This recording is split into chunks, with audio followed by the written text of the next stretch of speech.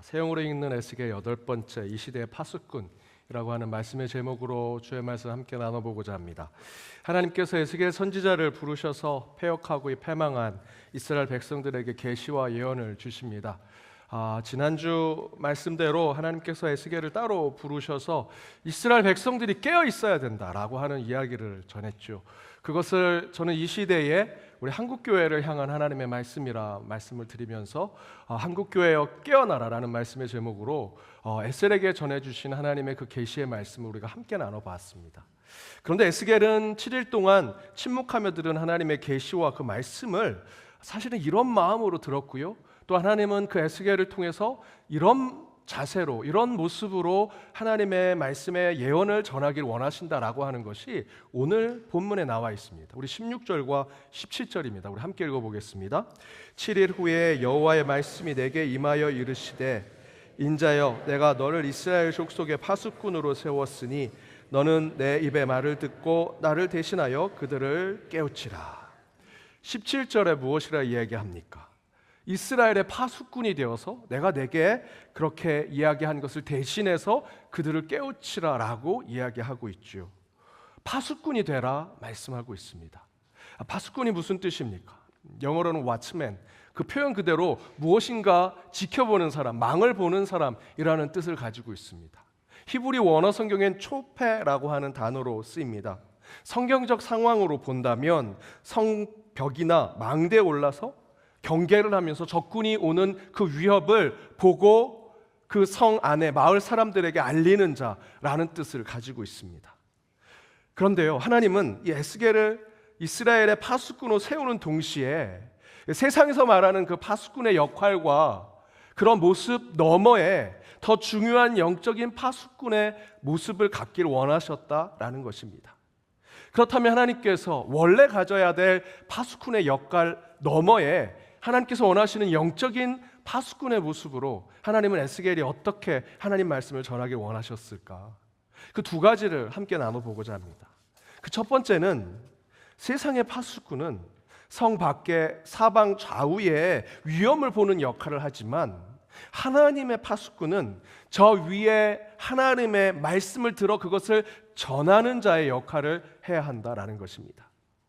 다시 말씀드리면 하나님의 파수꾼은, 세상의 파수꾼은 만원경만 있으면 됩니다. 그런데 하나님의 파수꾼은 그 만원경뿐만 아니라 나침판을 가지고 있어야 한다라는 것입니다. 만원경은 저 멀리 볼 수 있습니다. 몇백 킬로에서 쳐들어오는 원수와 대적을 볼 수 있죠. 그리고 이렇게 외치면 됩니다. 저 멀리서 적이 쳐들어옵니다. 원수가 쳐들어옵니다. 라는 것만 하면 됩니다. 이것이 세상이 원하는 파수꾼의 역할입니다. 그러나 하나님의 파수꾼은요, 그 만원경만 있으면 안 됩니다. 반드시 나침판을 가지고 있어야 합니다. 만원경을 통해서 저 멀리서 오는 적을 보고 마을 안에, 성 안에 있는 사람들에게 적이 오고 있습니다 라고 얘기해 주는 것뿐만 아니라 그 손에 쥐어진 나침판을 두고 그 적이 쳐들어올 때 같이 싸워야 할지, 도망쳐야 할지, 숨어야 할지, 어떤 전쟁을 준비해야 될지를 알려주는 역할까지 해야 하는 것이 하나님의 파수꾼입니다. 17절 말씀을 한번 다시 보시지요. 우리 함께 읽어보겠습니다. 인자야 내가 너를 이스라엘 족속의 파수꾼으로 세웠으니 너는 내 입의 말을 듣고 나를 대신하여 그들을 깨우치라. 파수꾼으로 세움을 받았다면 적이 어디서 오는지, 얼마나 오는지 만원경으로 보고 알리고 그것을 전하고 경고하는 역할을 해야 합니다. 그러나 동시에 하나님이 그를 하나님의 파수꾼으로 세우셨다면 17절의 말씀대로 너는 내 말을 듣고 그것을 그들에게 전하는 동시에 그들을 흔들어 깨우쳐야 한다라는 것을 이야기하고 있습니다. 하나님의 파수꾼은 사방 좌우를 보며 원수가 쳐들어오는 것을 보고 알리는 역할 뿐만 아니라 저 하늘에 하나님의 뜻을 듣고 우리 손에, 그들의 손에 쥐어진 나침판을 가지고 어느 방향으로, 어느 계획 가운데 나가야 할지를 세상에 알리는 자가 되어야 합니다. 하나님이 저와 여러분 그리스도인, 그리고 이 땅의 교회를 그런 나침판을 가지고 있는 자들로, 그런 파수꾼으로 세우셨습니다. 여러분 비행장의 관제탑을 한번 생각해 보십시오. 비구름이 가득합니다. 악천후입니다. 도저히 비행기가 내릴 수 없는 상황에도 불구하고 많은 비행기들이 안전하게 착륙을 하지요. 왜 그렇게 합니까? 그 관제탑에서 만원경을 봅니다. 레이더를 보죠. 그걸 보고 지금 비가 많이 옵니다. 광풍이 봅니다. 라고 하는 경고만 하는 것이 아닙니다. 그 관제탑에서 무엇을 합니까? 바람이 세게 몰아치고 있습니다. 광풍이 몰아칩니다라는 경고만 하는 것이 아니고요. 그 경고와 함께 이렇게 얘기하죠. 광풍이 몰아치고 있으니 15도 선에서 착륙을 천천히 하십시오. 잠시 1시간 동안 착륙을 중지시키겠습니다. 지금 비바람이 많이 몰아치니 착륙을 중지하고 1시간 선회하십시오 라고 방향을 알려줍니다. 지침을 내려주죠. 그래서 그 악천후 가운데서도 안전하게 착륙할 수 있는 것입니다. 이처럼 하나님의 파수꾼은 만원경으로만 보고 호들갑 떨고 경고만 하지 않습니다. 만원경으로 멀리 우리 인생의 풍랑을 보는 동시에 그 풍랑이 언제 몰려올지, 얼마나 거대한 풍랑으로 올지, 우리 인생에 어떤 위협을 가할지를 깨닫고 그에 대한 나침판을 가지고 어디로 가야 할지, 어떤 계획을 세워야 할지, 어떤 하나님의 말씀을 붙잡고 살아야 할지를 우리에게 알려주는 것이 하나님의 파수꾼이라는 것입니다. 하박국 선지자도 그런 하나님의 파수꾼으로 부름을 받았습니다. 하박국 2장 1절에 이렇게 기록되어 있습니다. 함께 읽겠습니다. 내가 내 파수하는 곳에 서며 성루에 서리라. 그가 내게 무엇이라 말씀하실지 기다리고 바라보며 나의 질문에 대하여 어떻게 대답하실지 보리라. 하박국 선지자도 자신이 하나님이 부른 파수꾼임을 고백하죠. 앞절에 이렇게 얘기합니다. 내가 내 파수하는 곳에 서서 성루에 서 있겠다. 세상이 말하는 파수꾼의 역할을 하는 겁니다. 만원경을 두고 성벽 위에 성루에 서서 누가 어디에서 오는지, 적이 어디에서 어떻게 얼마나 많이 오는지를 본인이 그 역할을 하겠다. 그런데 하박국 선지자는 거기에 머물지 않습니다. 후반절에 무엇이라 얘기합니까? 그가 내게 무엇이라 말씀하실지 내가 기다리고 바라보며 나의 질문에 대해서 어떻게 대답하실지 나는 끝까지 보겠다라고 얘기하죠. 나침판의 역할을 이야기하고 있습니다. 하나님의 파수꾼은요, 만원경만 들고 있는 것이 아니라 나침판도 들고 있습니다. 그런데 그 나침판 우리가 조종할 수 없죠. 그래서 하박국은 그 나침판에 하나님의 뜻이 드러나기를 원해서 이렇게 얘기합니다. 하나님께 질문하고 그 답을 제가 기다리고 있겠습니다 라고 이야기합니다. 그런데 그런 질문과 답에 대한 하나님의 파수꾼의 구체적인 답이 마가복음 4장에 나와 있습니다. 마가복음 4장에 이런 얘기가 있습니다. 예수님과 제자가 일을 마치고 바다 건너편으로 갑니다. 배를 타고 가는 중에 광풍을 만났습니다. 배가 침몰하려고 합니다. 제자들이 파수꾼이 되어서 곳곳에 알리지요. 배가 침몰한다. 이러다 우리 다 죽겠다. 소리치고 경고합니다. 그 급박한 상황 가운데 예수님은요, 배 밑에서 잠을 주무시고 있다라고 성경에 기록되어 있습니다. 이에 제자들이 자신들이 본 그 만원경을 가지고 예수를 찾아가죠. 그리고 이렇게 얘기합니다. 선생이요, 우리가 죽게 되었습니다. 우리를 돌보지 않으시겠습니까? 예수께 질문합니다. 자기들이 보는 만원경만 가지고. 그때 예수님께서 어떻게 응답하시고 행동하십니까? 마가복음 4장 39절입니다. 함께 읽겠습니다. 예수께서 깨어 바람을 꾸짖으시며 바다더러 이르시되 잠잠하라 고요하라 하시니 바람이 그치고 아주 잔잔하여 지더라. 예수님이 이 배를 집어삼킬 광풍의 위험과 광풍 속에서 그것을 해결할 방법을 알고 계신 분이었습니다. 예수님은 어떻게 합니까? 라고 하는 질문에 예수님께서 답을 주시는데 간단합니다. 예수님께서 직접 말씀하십니다. 잠잠하라, 잠잠하라. 예수님은 그 문제 앞에 어디로 가야 할지 그 길을 알고 계신 분, 어쩌면 예수님이 우리가 손에 쥐고 있는 그 영적인 나침판, 그분 그 자체이신 것입니다. 그렇게 하나님은 저와 여러분을 하나님의 파수꾼으로 세우길 원하십니다. 그래서 저희에게 세상의 만원경만 주시지 않았습니다. 진리의 나침판, 생명의 길로 인도하는 지도를 주셨고요, 내가 길이요 진리요 생명이라 하신 예수 그리스도를 우리에게 주시고 그 예수님께 묻고 그에 대한 답을 기다리는 기도의 자리, 신앙의 자리, 믿음의 자리를 우리에게 허락하셨습니다. 그리고 끝내 예수 그리스도가 우리의 나침판인 것을 고백하게 하시죠. 그렇게 저와 여러분은 하나님의 파수꾼으로 부름을 받은 자들입니다. 요즘 돌아가는 세상이 어떻습니까? 전쟁은 끝날 것 같은데 끝나지 않죠. 끝나지 않을 것 같은데 또 끝날 것처럼 얘기합니다. 전쟁이 터진 이후로 한 2, 3년 동안 저는 설교 말씀을 준비하면서 한 손엔 성경, 한 손엔 신문이라고 하는 한 신학자의 말대로 많은 언론의 기사들, 전문가들의 이야기들 들으면서 이 전쟁이 우리의 신앙에 어떻게 연결이 될까, 우리 교회에는 어떤 영향을 줄까 생각하면서 수없는 이야기들을 들었습니다. 지금도 이 전쟁 중에 어떻게 설교 말씀을 잘 접목해서 전달해 드릴까. 그런데 그들의 얘기는 다 만원경으로 본 얘기입니다. 현미경으로 본 얘기입니다. 나침판이 없습니다. 대안이 없습니다. 지금도 전쟁이 끝날지 계속될지 또 다른 전쟁이 터질지 아무도 알지 못합니다. 우리나라는 어떻습니까? 지방선거 이후에 정세가 더 혼란해졌습니다. 공정과 원칙을 지켜야 할 기관이 전혀 그 역할을 하지 못하고 국민의 참정 권리를 종이장처럼 내던져 버렸습니다. 그 안에 또다시 가짜뉴스, 가짜 선동이 가득한 세상으로 만들었습니다. 수많은 사람들이 만원경과 현미경을 들고 좌우를 살피면서 이야기합니다. 여기가 옳고 저기가 옳다. 그들은 만원경과 현미경만 들고 있죠. 이 세상 누구도 나침판을 들고 있는 사람이 아무도 없습니다. 그러나 저와 여러분, 우리 연동교회는요, 한 가지가 더 필요합니다. 영적인 나침판이 있어야 합니다. 적이 온다 소리만 질러서는 안 되고요, 그와 함께 그에 대한 대책과 대안이 우리의 신앙과 믿음의 삶 가운데 있어야 한다라는 것입니다. 그에 대한 저의 오늘 말씀의 답은 하나입니다. 앞에서 말씀드렸던 대로 다시 예수께로 돌아가는 것입니다.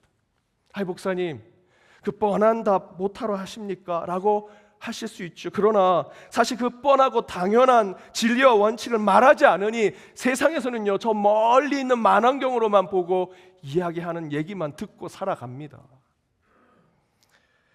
여러분 광풍을 만나셨습니까? 여러분 가정 가운데, 여러분의 삶 가운데, 여러분의 직장 가운데, 일터 가운데 비바람과 도저히 앞으로 나아갈 수 없는 인생의 고통을 지금 맞이하셨습니까? 지금 만안경으로, 현미경으로 그 문제가 무엇인지 파악하고 계시지요? 그건 제자들이 다 했습니다. 진짜 중요한 것은 예수를 흔들어 깨워야 합니다. 그런데 예수를 흔들어 깨우는 사람은 아무도 없습니다. 광풍이 어디서 온다, 얼마나 크다, 그래서 우리가 지금 죽게 생겼다라고 얘기만 합니다. 다시 우리는 예수가 있는 곳에 가 그를 흔들어 깨워 우리가 가야 할 나침판의 지침과 영적인 방향을 깨달아야 합니다. 여러분 다시 예수께로 가셔야 합니다. 그분께 질문하시고 그분의 답을 기다리는 자들이 되어야 합니다. 그때 예수께서 마가복음 4장 39절의 말씀대로 세상을 꾸짖을 때가 올 것이고요, 그때 저와 여러분, 우리 교회가 할 일이 있을 것입니다. 두 번째는 세상의 파수꾼은 적의 경고와 성박교의 위험을 말로만 알리지만 하나님의 파수꾼은 자신이 전한 경고에 대해서 책임을 지는 역할을 합니다. 손발로 나아갑니다. 지지난주 한국을 방문했던 현재 세계 시총 1위 엔비디아 CEO 젠슨 황이 방문했죠.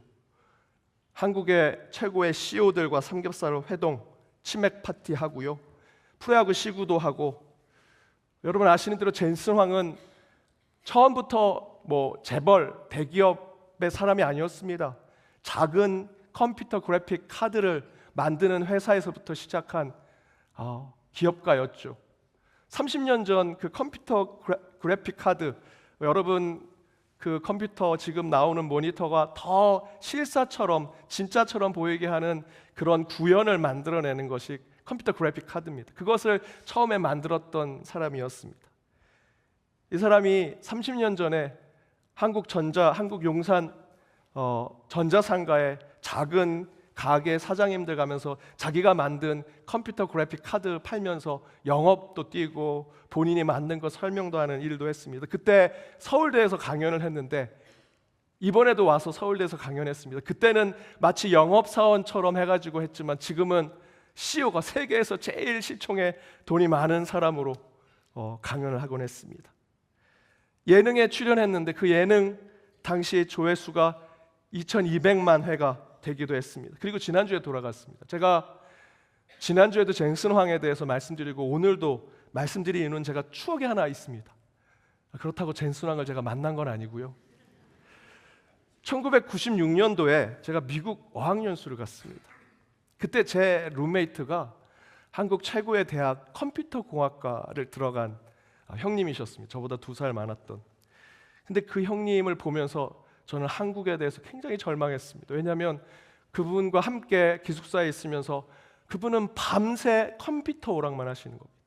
한국 최고의 대학 컴퓨터공학 오락하려고 컴퓨터공학과에 갔구나 이런 생각이 들더라고요. 그 형님을 뒤에서 보면서 한국 미래가 참으로 어둡다 이런 생각을 했습니다.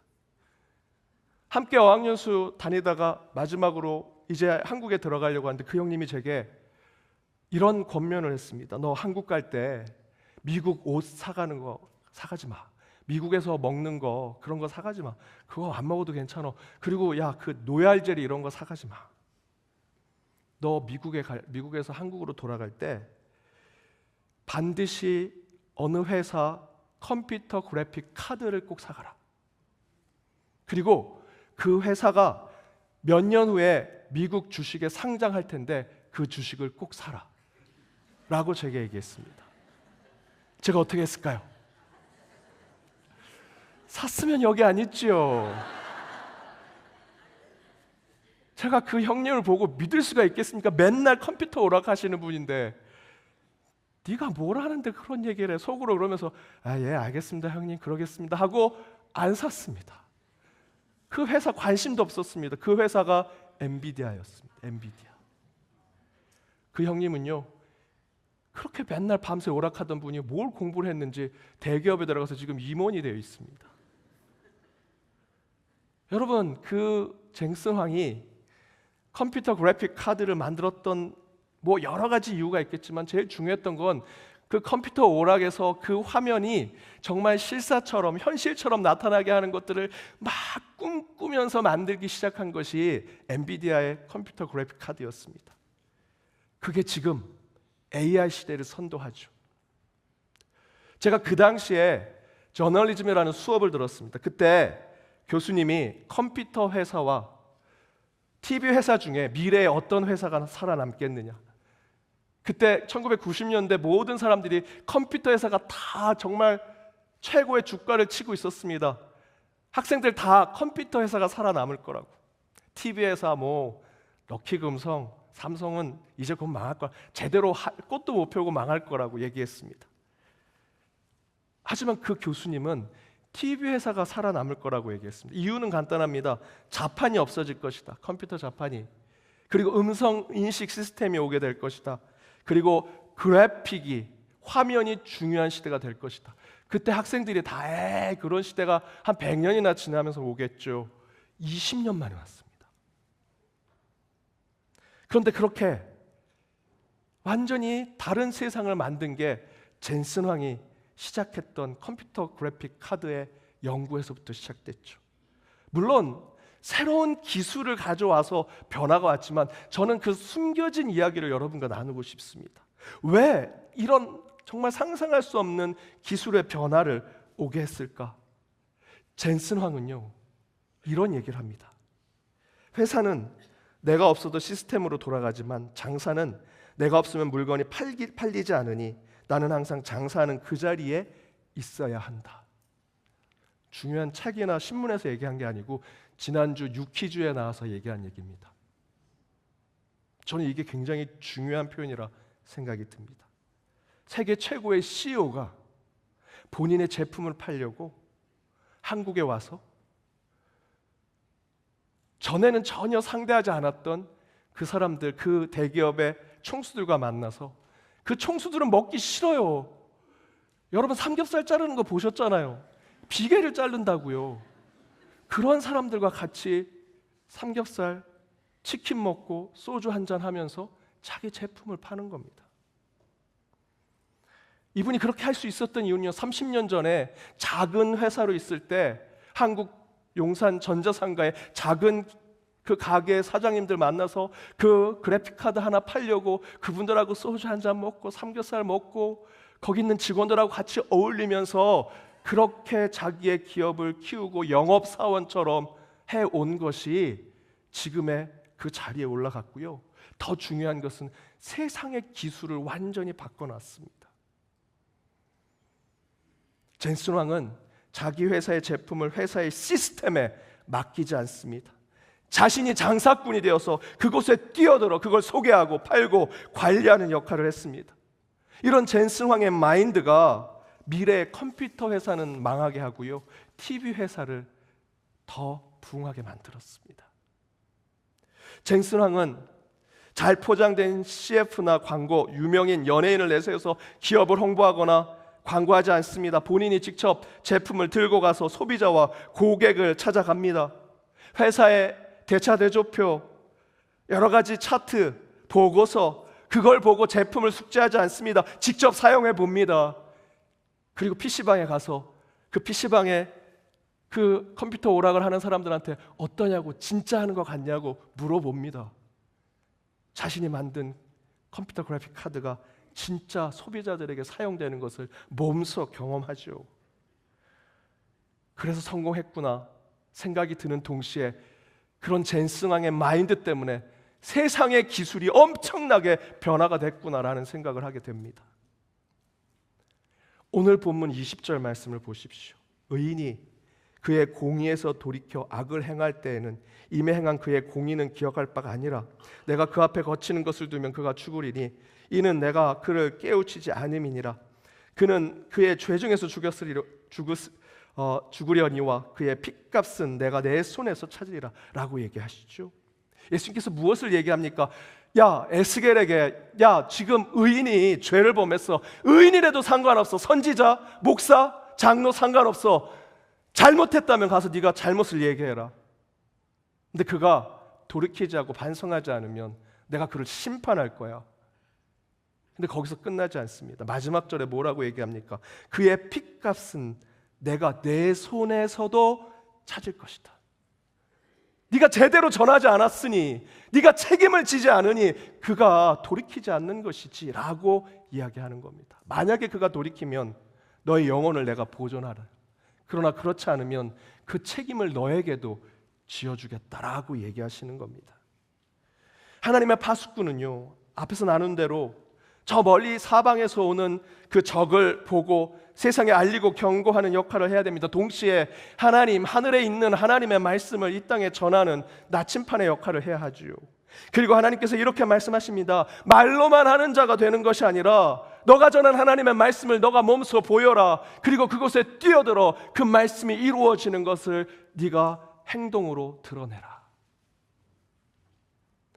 이탈리아 위대한 시인인 단테 알리게리는 딱 하나의 이유로 신곡을 썼습니다. 여러분 아시는 대로 그 신곡 안에는 지옥에 대한 얘기가 적나라하게 나오죠. 이유는 간단합니다. 공의의 하나님께서 왜 착한 사람을 이렇게 고통 가운데 있게 하시고 악한 사람들, 나쁜 사람들 이렇게 떵떵거리며 잘 살게 하시는가에 대한 단테의 답은 너희들이 지금은 떵떵거리고 살지만 하나님은 반드시 심판하실 것이고 너희를 지옥에 보내실 것이다 라는 것을 알리기 위해서 이것을 썼습니다.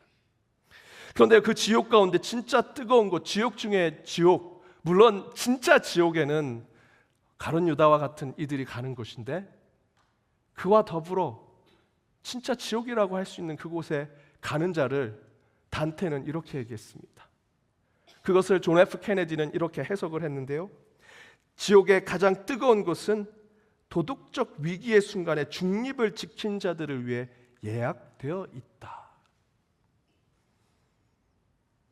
하나님께 반항하고 복종하지 않는 자, 그리고 자기에게만 충성하는 자, 그들이 가는 곳이 지옥 중에 지옥이 될 것이다.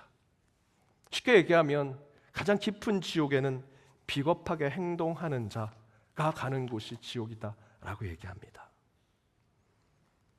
여러분, 오늘 본문에서 하나님께서 에스겔에게 원하셨던 참된 하나님의 파수꾼의 역할은 세상에 경고만 외치고 이게 잘못됐다 저게 잘못됐다 지적만 하고 비난만 하는 것이 아닙니다. 문제를 알게 되고 문제가 눈앞에 펼쳐졌을 때 하나님께 부름받은 파수꾼은요, 그 문제를 해결하고자 문제 안으로 들어가는 자가 되어야 된다라고 이야기하십니다. 그것이 바로 참된 그리스도인이요, 하나님께 부름받은 파수꾼으로서의 하나님의 자녀라는 것이죠. 여러분, 말로는 얼마든지 이래라 저래라 할 수 있습니다. 그러나 그것을 바꾸기 위해서는 여러분은 적진으로 뛰어드는 용기가 있어야 하고요, 더불어 어려운 문제에 여러분 손에 먼지를 묻히고 추한 것을 묻히더라도 내가 그 문제를 내가 같이 해결하겠다라는 마음을 품는 자들이 되어야 한다는 것입니다. 여러분, 세상이 참으로 어디로 갈지 모르는 상황으로 펼쳐지죠. 그러나 바로 그런 세상 가운데 하나님은 저희를 하나님의 파수꾼으로 세우셨습니다. 여러분 가정에도, 여러분이 속한 공동체, 여러분의 일터에도 하나님이 세상의 파수꾼이 아니라 하나님의 파수꾼으로 여러분을 보내셨습니다. 그 얘기는요, 여러분이 지금 눈앞에 있는 것을 만원경으로, 현미경으로만 보지 말고 하나님의 음성을 듣고 나침판으로 방향이 어디로 가야 할지를 하나님의 뜻을 묻고 나아가는 자가 되어야 한다는 것입니다. 또한 경고만 해서는 안 됩니다. 여러분이 외친 그 하나님의 말씀, 하나님의 경고를 여러분이 책임지고 행동하는 자가 되셔야 합니다. 그런 하나님이 찾으시고 동시에 세상에도 너무도 필요한 그런 하나님의 파수꾼이 되시는 우리 연동교회 저와 여러분이 되기를 주님의 이름으로 축복합니다. 기도하시겠습니다. 우리를 부르신 하나님, 그렇게 하나님께 부름받아 주의를 지키고 말씀 앞에 섰습니다. 오늘 주신 말씀을 붙들고 한 주 살아갈 때 힘주시고 능력 주시며 지혜를 허락하여 주옵소서. 시대가 악하고 황폐합니다. 이 땅 위에 부족한 저희를 부르셔서 작은 삶의 한순간에도 주님을 찬양하게 하시고 세상 속에 살아계신 하나님을 선포하게 하여 주옵소서.